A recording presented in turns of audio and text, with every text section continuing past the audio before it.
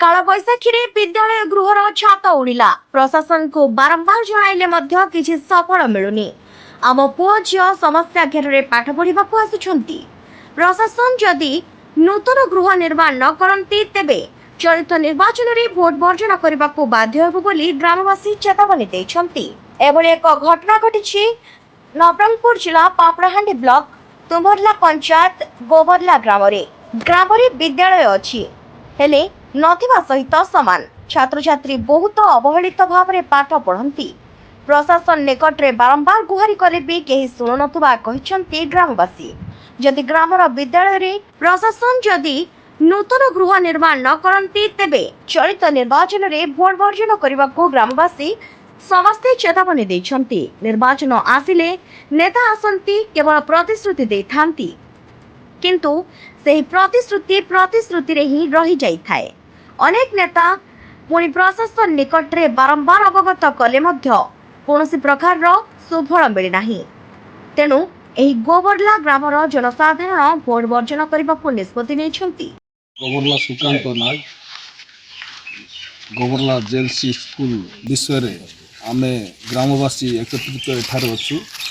आमर प्रशासन को अनुरोध रही जे दीर्घ दिन तो आमे गोबरला स्कूल रे एक नूतन स्कूल घर हो डीएम को एवं विभिन्न ऑफिसर को जनाइकी एवं विभिन्न राजनेता मान को जनाइकी आम मैंने विफल होइछि। वर्तमान एटा ठीक समय सरकार इलेक्शन करछन्ती आम मानक पय आम मानकर वर्तमान सुविधा प्रशासन एवं राजनेता माने करिवे कि नहीं एटा ठीक समय एटा आम प्रति हेछि। आमे गोबरला निवासी समस्ते एकत्रित एवं एक मन नहीं आम ए जगह ठिया हेछु एवं आम मानकर गोटे अनुरोध रहिला जदि आगामी दिन रे सरकार नूतन स्कूल घर देवाई आम को प्रतिश्रुति न दब ताहेले आमे गोबरला निवासी आसंता 13 तारिख दिन भोट वर्जन करिवे। एटा आम समस्त एकमत एवं ए स्कूल घर वर्तमान निर्माण पई ब्लॉक थ्रो किंबा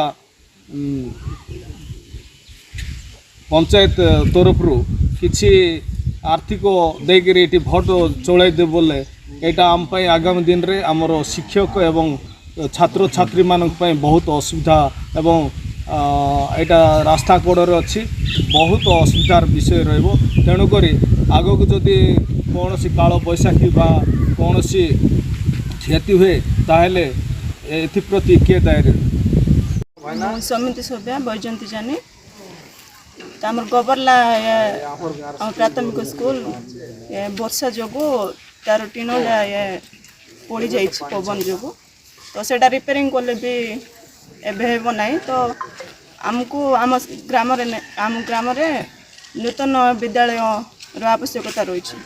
तो नूतन विद्यालय जदि हेब ना बोले आम 13 तारिख को भोट वर्जन करूँ। नवरंगपुर जिलार रवींद्र पाल रिपोर्ट केटीवी न्यूज।